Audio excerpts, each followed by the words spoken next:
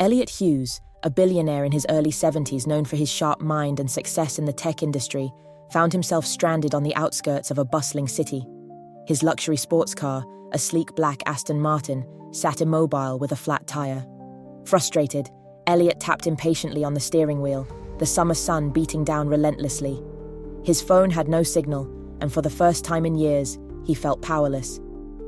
Just as irritation was about to boil over, he noticed a young man, around 16, approaching from the distance.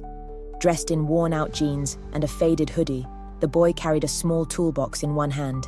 His steps were steady, eyes sharp. "Flat tire?"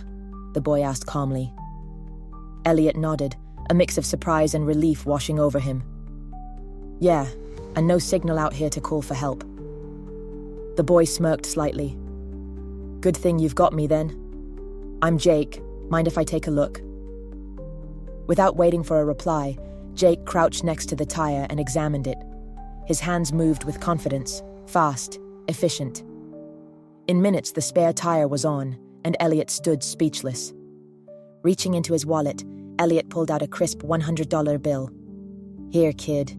You saved me some time." Jake glanced at the money, shook his head. "No need. Just happy to help." Before Elliot could argue, Jake gave him a polite nod and walked off, vanishing down the road. Elliot sat there, gripping the bill, feeling something. Gratitude? Admiration? He wasn't sure, but one thing was certain. He wouldn't forget this boy. Before we continue, let me ask, where are you watching this from today? Drop your city in the comments below. If you're enjoying the story so far, don't forget to like this video and subscribe for more incredible stories. That night, Elliot sat in the vast emptiness of his penthouse, surrounded by expensive art and cold silence. His mind kept returning to Jake. Who was this kid? Why did he refuse the money so easily? Elliot, a man who had built his empire on deals and negotiations, was perplexed by a teenager who expected nothing in return. By morning, the curiosity became too strong to ignore. Elliot decided he had to find Jake. Elliot drove back to the same area, stopping at gas stations and local shops. Most people shook their heads until an elderly mechanic at a rundown garage spoke up. "You must be talking about Jake Miller. Kid's always fixing something for folks around here. Lives with his uncle Tom, near the old industrial park." The industrial park was a forgotten corner of the city, shadowed by abandoned factories and cracked streets. Eventually, Elliot found a small auto repair shop with a flickering sign, Tom's Auto.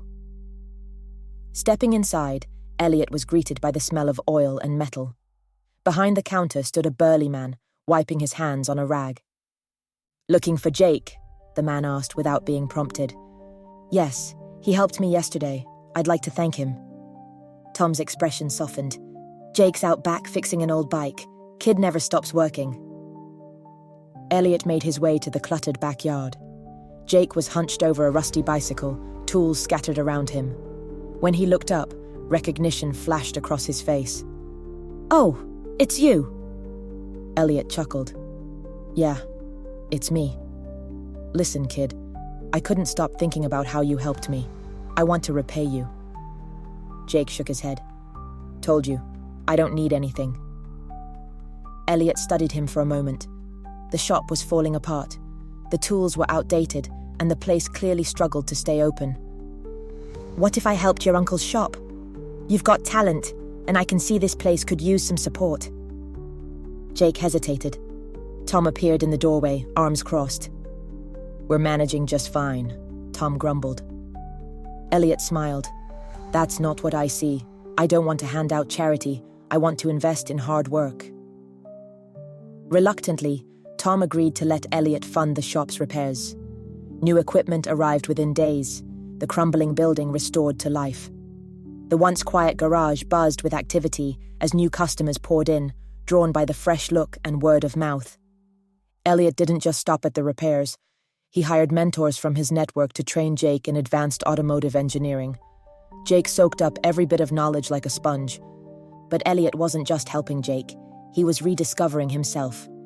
The sterile world of corporate boardrooms felt hollow compared to the sweat and grit of the garage. Soon, a rival auto shop, threatened by Tom's sudden growth, began spreading rumors. One evening, Elliot received a call from Jake. "Mr. Hughes, someone broke into the shop." Elliot rushed over. Windows shattered, tools stolen, walls defaced with spray paint. Tom's face was grim. "They're trying to scare us off." But Elliot wasn't a man who backed down.